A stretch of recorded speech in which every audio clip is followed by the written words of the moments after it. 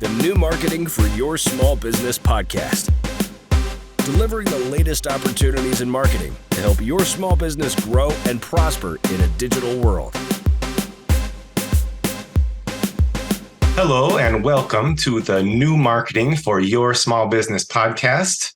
We got a great show for you today. We're going to be talking about hashtags. We're going to be talking about Facebook Reels. But first, let's introduce ourselves. I am Luke Porter with Moving Tree Media. And I am William Schultz with Vivid Concepts Media. And we're so glad you're listening today.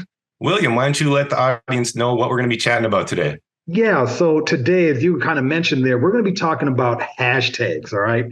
And are hashtags still relevant? You know, that's the question, because in the past, the only way people could find you was through hashtags. I shouldn't say the only way, but a very popular way for the algorithm for people to find you on social media platforms are through hashtags. But we're going to find out today if there's other ways to be discovered on social media and if hashtags are still relevant. We're also going to talk about Reels and Reels on Instagram and Facebook specifically. And, what's different between the two Reels in terms of organic reach. And, there's something really cool that Facebook is doing through the business suite and your business pages when it comes to Reels and when it comes to how those pages function. So we're going to talk about those today. And so let's just jump right in. Let's talk about some hashtags here. And, here's the question I have for you, Luke. I want to know, are hashtags dead? Are they dead as we once know them? Do we still need to use hashtags, Luke? And if so, what platforms should we be using them on? And if we're not using hashtags, what's replacing them? We need to know, because I think a lot of people are like, we've been drinking the hashtag Kool-Aid for a couple of decades now, or at least a decade. What do we know about them now? Yeah, they've definitely changed. And I would say they're not dead, but they've made a pivot. So the way things used to work, and I'll just use Instagram as an example. The Instagram algorithm would use those hashtags to determine which people to show your content to. So I was telling people, put 10, 15 hashtags in there, whatever you can put related to your business and your post, because that's what the algorithm bases it on. Now, the algorithm's gotten smarter. There's probably some AI in there. Not only is it looking at the words you're using in the caption, but when it's videos, when it's stories, when it's reels, the algorithm is scanning what you're saying, and it's using all that content to determine who to show your content to. It doesn't care about the hashtags anymore. But the way that hashtags have pivoted is now, I would say, it's more about community, putting very specific hashtags on your post to show what community you're a part of. As an example, my wife and I run a small online toy store. We've done it for 14 years now. Just a little side thing. We sell these little action figures called Mini-Mates. Got one right here. For those of you watching this on video, there's Spider-Man from Avengers. So every post I make, I put the hashtag Mini-Mates on there. Not so the algorithm will show it to new people, but to show that I'm part of the Mini-Mates community. We've worked hard over 14 years to build up this community. And then for new people on Instagram who see these figures for the first time, they see that hashtag, they can click on that to see what other people are posting about Mini-Mates in that community. Another example, I have a real estate agent his family's in Edina. He's based in Edina. He's super active in the Edina, Minnesota community, Rotary Club. So every one of his posts, we make sure to put hashtag Edina on it, not for the algorithm, but for the community, because he's so active there for people to see that that's where his home base is.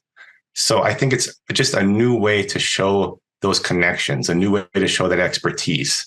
And to kind of follow up when you're talking about with the AI, something I had read recently is that, so when you're posting a reel on Instagram, now when you're going to post it, they have something that's called interests.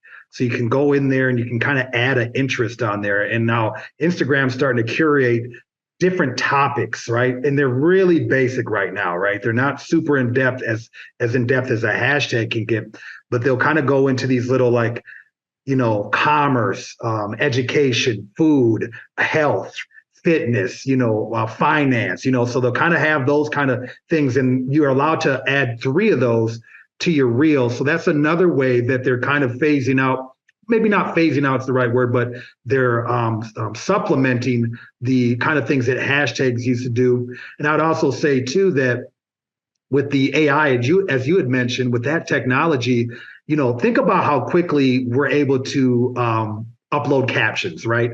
On our videos, right? Like literally, it takes 30 seconds for the AI to go through your video and come up with pretty much the exact words that are coming out of your video, right? So if the AI can come up with that for your captions, think of how quickly it's sending that into the algorithm, and the algorithm is able to pick up the key words from some of the things that you're saying, and start to send that out to the audience based on the algorithm, right? And I think this is a huge shift from what we saw pre-pandemic, because I feel like TikTok exploded during the pandemic. That's when you got that interest-based algorithm going, and that's when you start to see that hashtags are still relevant, as you're saying, but there's other things that are coming into play now that are helping get that content in front of more eyes. Yeah, absolutely. That's a great point. And I would say people ask me, well, how many hashtags should I use then now? And just to keep it simple for people, I just say the magic number is 3, just because on LinkedIn, really the LinkedIn algorithm only cares about the first 3 hashtags anyways. So just to make it easy on yourself, use those specific targeted hashtags, 3 of them. And on Instagram, when you start typing a hashtag, a little drop-down menu will show up, and it'll show you how many posts there are with that hashtag on it. So what I tell people is shoot for those posts or those hashtags that have between 5,000 and 100,000 posts, those hashtags, because less than 5,000, no one's going to see it anyway. It's one of those ones no one really uses. Over 100,000, there's so many posts coming in that it's just a constant flow of posts. No one's ever going to see yours. So not only make the hashtag smart for the community you're trying to show yourself as part of, but also make it smart by the numbers. And just to follow up, so for the audience out there, really, really curate smart and intelligent decisions with your hashtags on Instagram and LinkedIn. But Facebook and YouTube, they're not as important or relevant, correct? Yeah, they don't. I mean, they're not going to hurt anything. You could, if you're one of those people who has a scheduling software like Hootsuite, just post your content to all the platforms at once. Having those hashtags on your Facebook post or your YouTube video, it's not going to hurt anything. It's just not going to do anything either. Yeah. And the other thing I recently read too that might be important to think about is keywords. They're saying that try to think of more keywords in your written captions on your post, right? Because some of these algorithms are now scrubbing your content, the written content, for keywords, and that's going to kind of direct people as well. Another thing that I do is I've used like some softwares that'll kind of help you generate hashtags as well. So if you're just somebody who struggles with doing the work of like really doing your research and you just want a quick fix, sometimes just kind of putting something out there, hashtag finders and things like that can help you as well. Yeah, the one that I've used in the past with great results is all-hashtag.com. Both those words just spelled out completely, all-hashtag.com. You put something on there like Minnesota real estate, and it'll tell you the top hashtags in Minnesota for that term. That's, I didn't know about. That's a good one. So that I learned something new, on this podcast. So I know some people out there have then, for sure. So, well, that's good to know about the hashtags, you guys. It's if you're not a hashtag expert, what we're starting to see is you can also really start to put more emphasis on what you're actually talking about in your content, and that's going to get you in front of the audience you're looking for. So keep that in mind. Don't stress out too much about hashtags, but just be aware of them when you're looking for a certain community type or a niche that you want to find, because people still do search that. I will tell you, I do real estate as well, and I've had a couple people find me on Instagram based on my hashtags, so they're still relevant. So let's pivot. Let's talk about reels. Luke, I know we had talked in the past on the episode that you had a reel that had really blown up here on social media, and we know that Meta operates and owns both Instagram and Facebook. And we know that first Reels came to Instagram, and now Reels are also are starting to become a part of Facebook.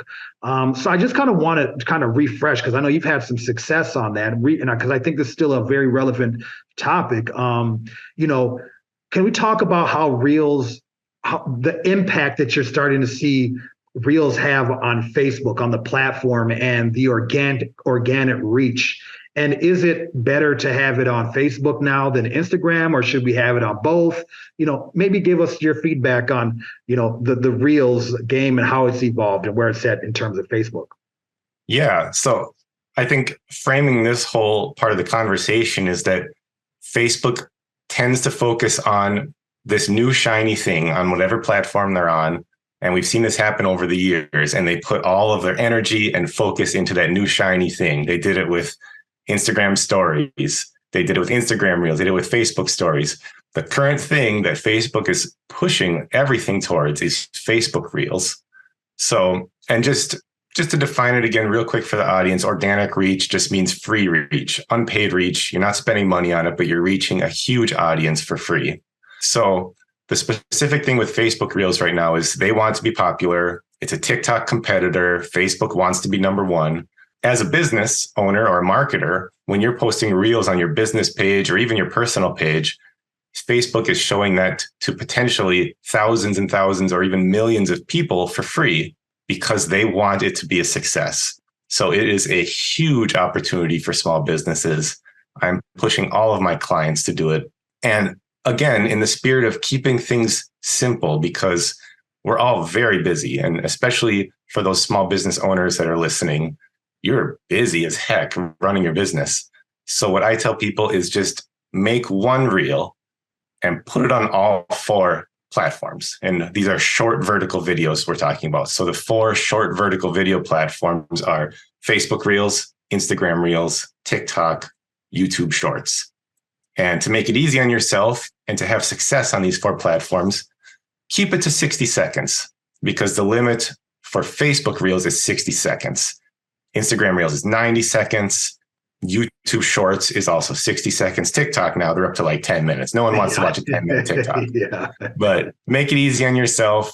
Make a great 60-second video, put it on all 4 platforms. And what you'll find is it'll get different traction and different reactions on each platform. I've had the same video just go crazy on TikTok and get almost nothing on Facebook or Instagram. And then the reverse, where I had that one get 3 million hits on Facebook Reels and it got like, 5,000 on TikTok. So you never know what's going to happen. So I would say just leverage all 4 platforms at the same time and put the same video out there. Have you been able to replicate that success of the 3 million played video at all? I have not achieved that level again yet. Okay. Or myself. I've helped one of my clients, and I'll talk about this more later in the show. But one of my clients was a Master Chef competitor, and she has a huge following already. So some of the videos I've made for her have gotten 6, 7, 8 million views. Wow. But that's more to do with the brand that she's built up and the style that she's built up rather than myself. I'm not going to take all the credit for that. Sure. Now, do you feel like people at this current particular moment are getting more organic reach with Facebook Reels than they are with Instagram Reels? Yes. So what I've seen for my clients who post on all 4 platforms regularly, like I mentioned, on average, they do get more reach, more engagement, more views, more new followers from Facebook Reels right now than the other platforms. I would say in order, it's probably Facebook Reels first, YouTube Shorts second. And a lot of people don't think about that as a major competitor, but YouTube Shorts is also huge right now. TikTok third, and then Instagram Reels last out of the 4, surprisingly. Right. And which is funny about that is I would say probably 9 to 12 months ago, Instagram Reels was where all the fun was at. It was all the organic reach was there. And it's kind of dissipated and moved over to the Facebook. And it'll be interesting to see what the next thing will be, because we all know that with social media content, everything, as soon as the wind blows, it's going to go somewhere else. The attention goes somewhere else too. And you had mentioned, Meta always focuses on what's new and shiny. Let's also not forget that they're trying to introduce Threads into their, let's call it their sphere. And Threads is their take on Twitter. So, I'm sure that as you and I go through our journey here with our clients and ourselves, there will probably be an episode about Threads down the road someday. But I'm sure right now there's probably a ton of reach on Threads. I haven't even tried that yet. So, I signed up for it. I've been posting on it. The nice thing about Threads right now is it's linked to Instagram. So when you download Threads, it says, "Hey, do you want to follow all the people you follow on Instagram on Threads?" Nice. It's just a one tap on your phone. And when you do that, not only do you follow all those people, it sends a notification to all those people that says, "Hey, Luke is on Threads now. You should try out Threads." So they're doing a good job of getting people there. And it remains to be seen how successful the platform is going to be yet, but at least Facebook is definitely getting people there.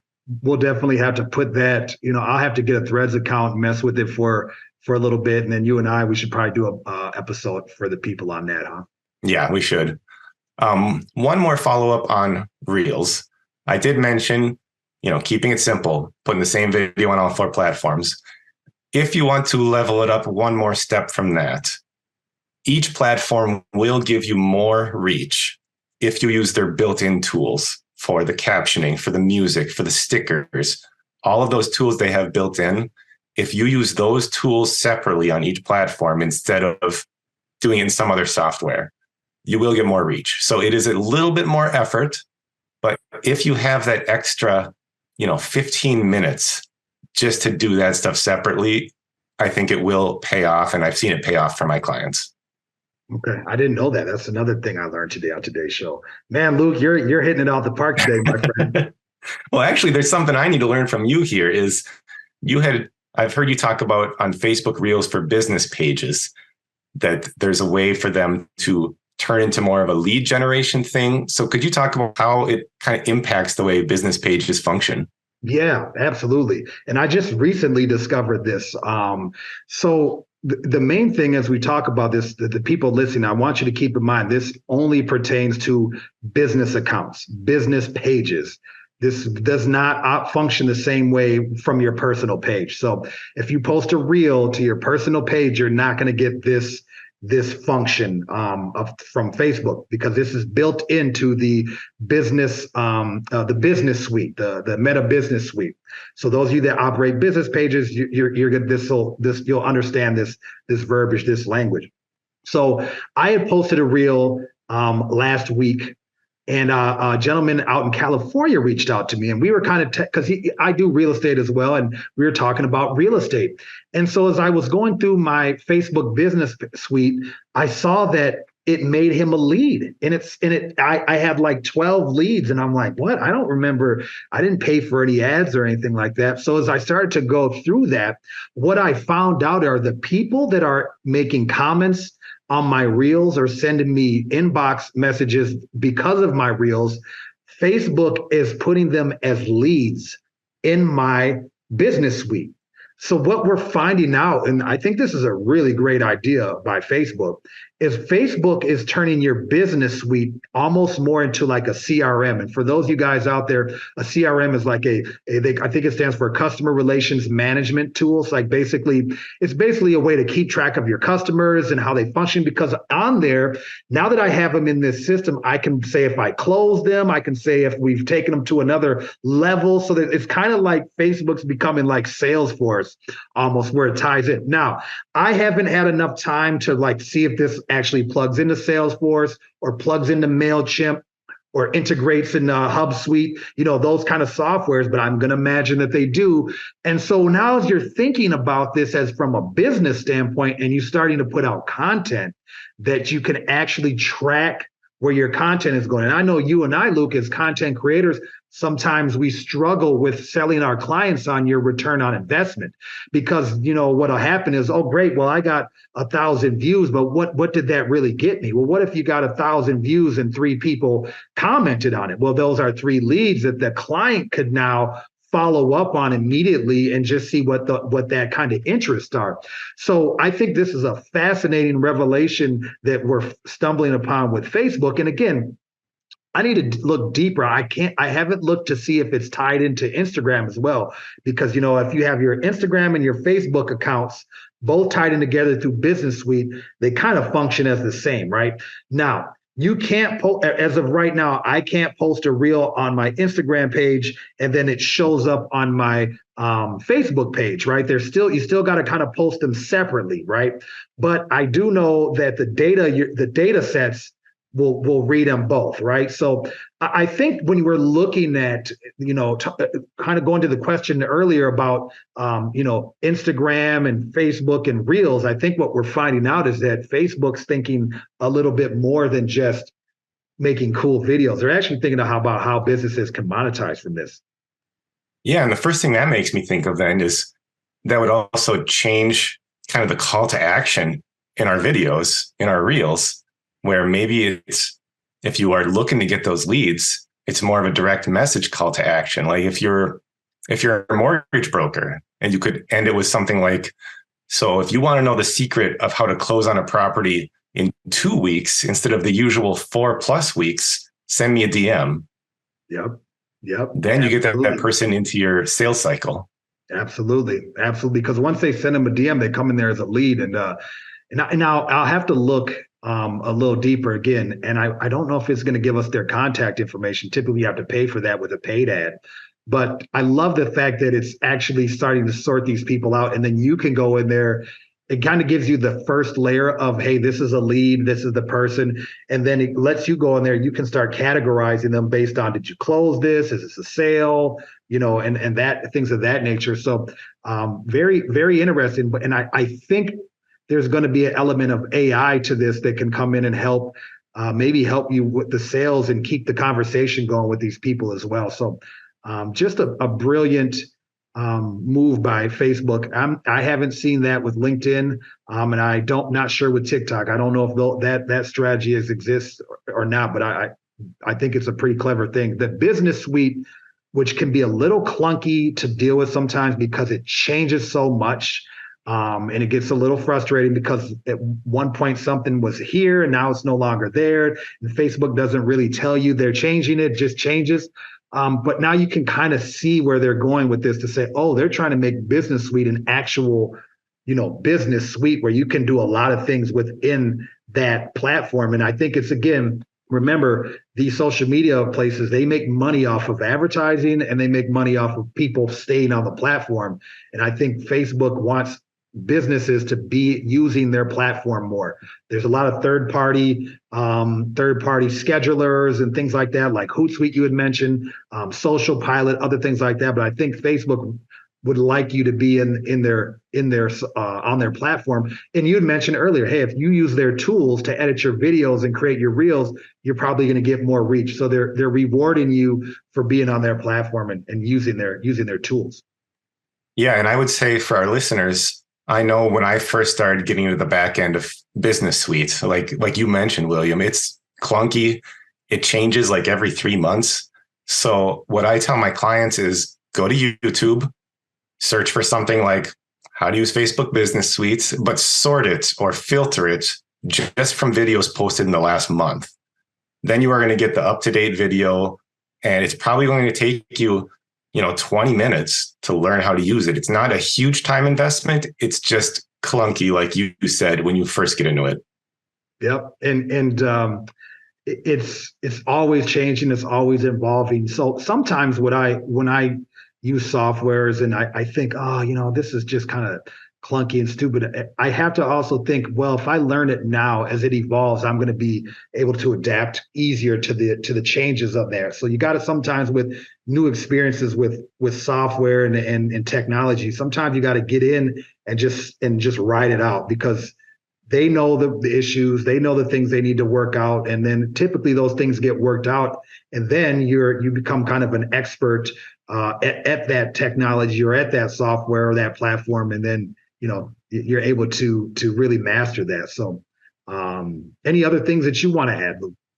No, that was really great information. That makes me want to even go in and try that like today, to go in and try that direct message lead generation Facebook thing today. So I'm glad you brought that up. That's awesome. Yeah, it was it literally, I literally I just found that out like Monday. I posted something, started having a conversation with the guy on like Sunday night, Saturday night.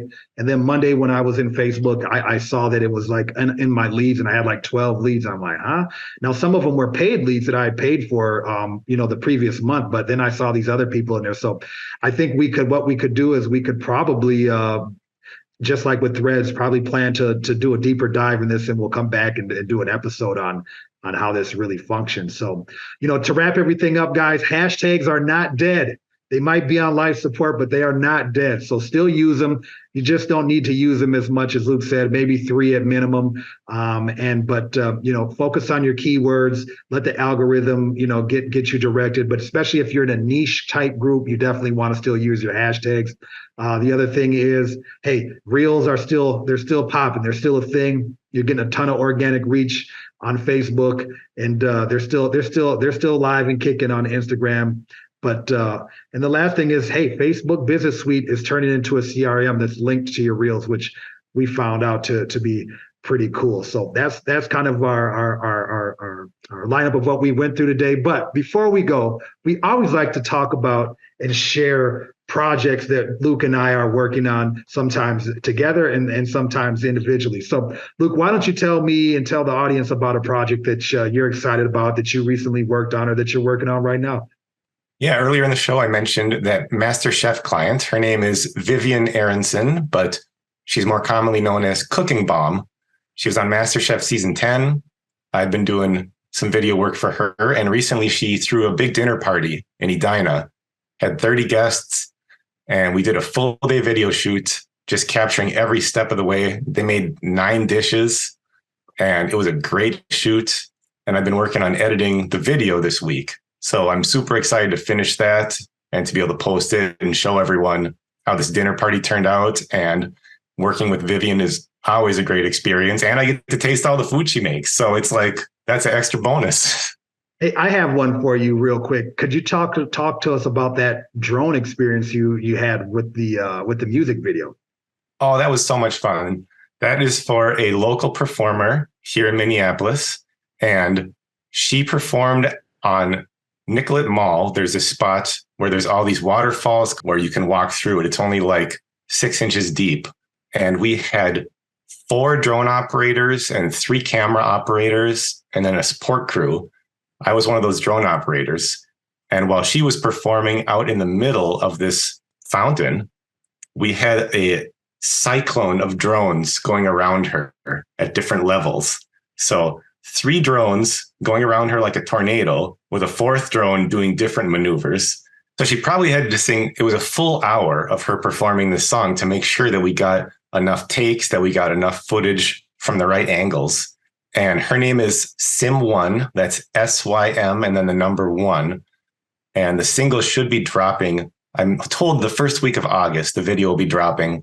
I've only seen a few sneak previews of it, but I cannot wait to see this finished video, and I'll be posting it on all my platforms once it goes live. Cool, man. So how about you? What have you been working on? I would say that the cool thing that I've been working on that you're privy to is, because we worked together on this project, is the stuff with United Family Medicine, which is a federally funded healthcare center in St. Paul, Minnesota. An FQHC is basically a clinic that's somewhat pretty much funded by donations and funded by the federal government to ensure that communities, underserved communities, have access to healthcare. The thing that's been really cool about what we've been doing there is they've been doing a lot more community events, and they got a lot of new things going on. So I've been showing up there and filming more. So one of the things they did recently was they did a mobile mammogram and pap smear event, so people from the community could come in and get breast cancer screenings and cancer screenings for free. I was there last week, and I'll be sending you this footage. I was there this week, They had a Helen Keller International event where this sponsored event by Helen Keller's foundation. Anybody can sign up and get a free eye exam and a free pair of eyeglasses.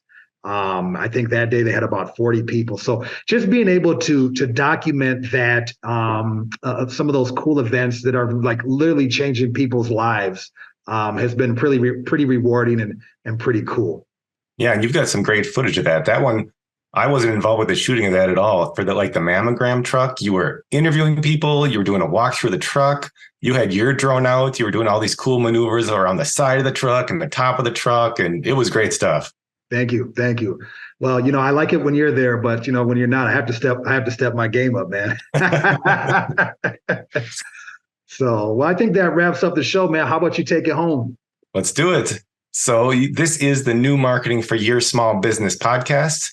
If you type that term in Facebook, you can find our Facebook group. If you are listening to this on audio, you can find the video version on YouTube. Otherwise, wherever you get your podcast from, we're there. Spotify, iTunes, Google Podcasts. We want to thank all of our listeners. We hope this show has been super helpful for you today. I think it was a lot of great stuff. And thanks for watching or listening. Thank you, everybody.